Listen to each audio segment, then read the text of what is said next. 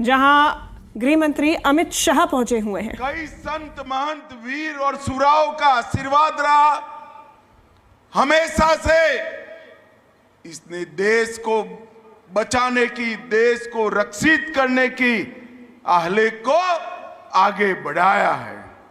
और भाजपा सरकार के नेतृत्व में हमारे टोहाना ने नई ऊंचाइयों को सर किया है, नई ऊंचाइयों को सर किया है। भाइयों बहनों, आज महान स्वतंत्रता सेनानी राव तुलाराम जी की पुण्यतिथि है। सन 57 की क्रांति के हरियाणा के महान सपूत तुलाराम जी को भी मैं प्रणाम कर कर मेरी बात की शुरुआत करना चाहता हूं। भाइयों बहनों, भारतीय जनता पार्टी कैसे शासन करती है उसका सबसे अच्छा उदाहरण अगर कोई एक राज्य है तो ये मेरा हरियाणा है। हरियाणा के अंदर पहले 2 दल की सरकारें आती थी और जाती थी। एक दल आता था तो भ्रष्टाचार बढ़ता था और दूसरा आता था तो गुंडागर्दी बढ़ती थी और दोनों में परिवारवाद चरम सीमा पर था, जातिवाद परम सीमा पर था। पहली बार भारतीय जनता पार्टी ने पूरे हरियाणा की सरकार बनाई है। पूरे हरियाणा की सरकार बनाने का काम भारतीय जनता पार्टी ने किया है। भाइयों और बहनों, हमने विकसित हरियाणा का संकल्प लिया और हरियाणा में 1700 करोड़ 3700 करोड़ से सड़कों का जाला बुनने का काम किया। 47,000 करोड़ की 51 परियोजनाएं मोदी जी ने पूरी की है। 35,000 करोड़ की 30 योजनाएं प्रगति पर है और 20,000 करोड़ का डीपीआर बन चुका है। भाइयों बहनों, मैं आज एक बड़े जलसे में पूछना चाहता हूं, भाजपा की सरकार आई उसके पहले खर्ची और पर्ची के बगैर नौकरी मिलती थी क्या? जरा जोर से बोलो, खर्ची और पर्ची के बगैर नौकरी मिलती थी क्या? भारतीय जनता पार्टी ने हजारों युवाओं को ना खर्ची ना पर्ची, घर पे पोस्टमैन आकर अपॉइंटमेंट देकर गया है, ऐसे पारदर्शिता से भर्ती करने का काम किया।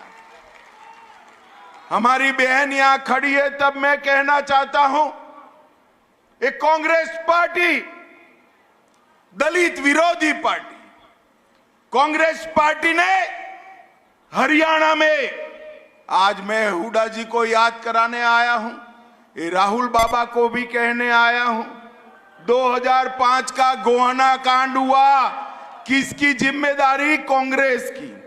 2010 में मिर्चपुर कांड हुआ, किसकी जिम्मेदारी? कांग्रेस की।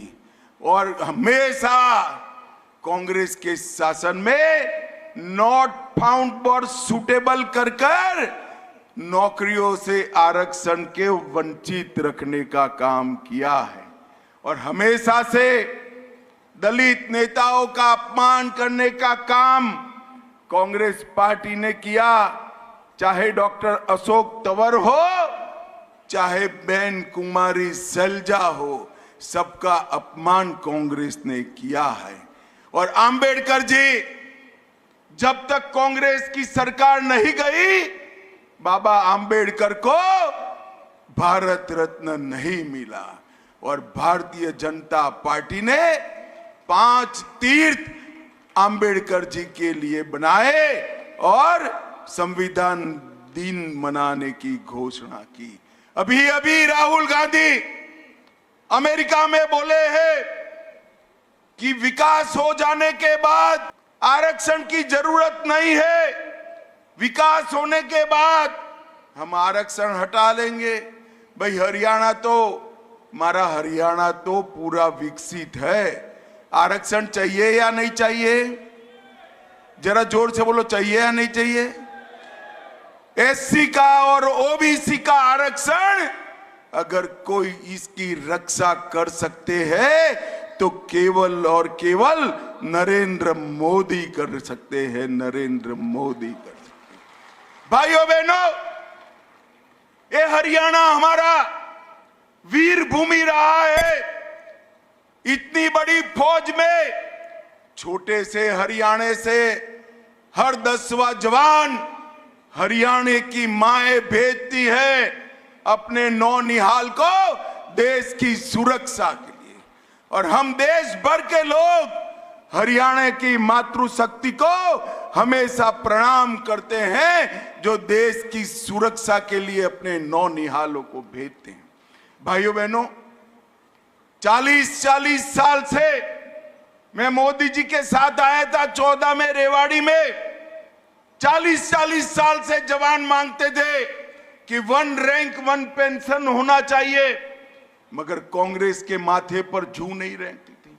आपने मोदी जी को प्रधानमंत्री बनाया 2014 में, और 15 में मोदी जी ने 1 रैंक 1 पेंशन कर जवानों का सम्मान करने